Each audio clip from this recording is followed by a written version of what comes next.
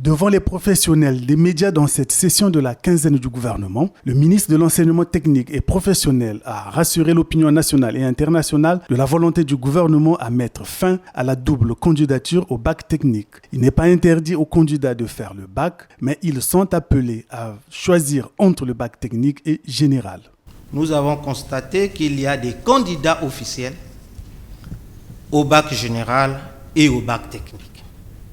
Ce qui nous pose un réel problème, puisque le candidat officiel est celui qui est toujours à l'école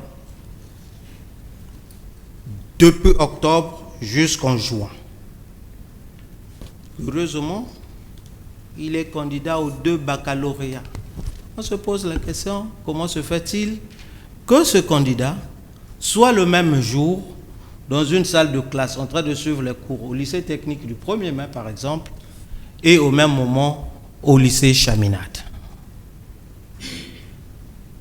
Vous constatez qu'il s'agit d'une tricherie, d'une fraude.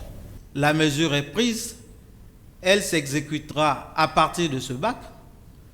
Nous ne demandons pas à ces élèves, nous ne disons pas à ces candidats qu'ils ne passeront aucun bac.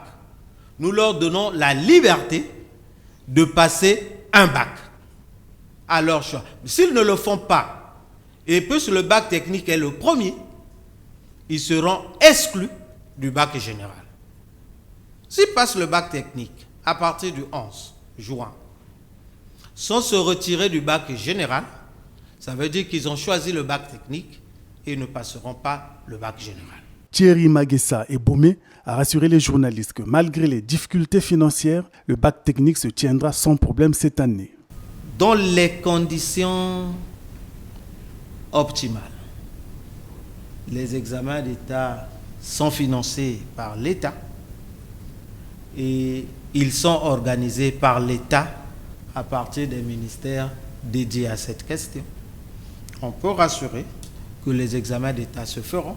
Le ministre de l'Enseignement technique et professionnel a aussi indiqué que pour les épreuves du baccalauréat technique qui démarrent incessamment, toutes les dispositions sont prises pour éviter la fraude.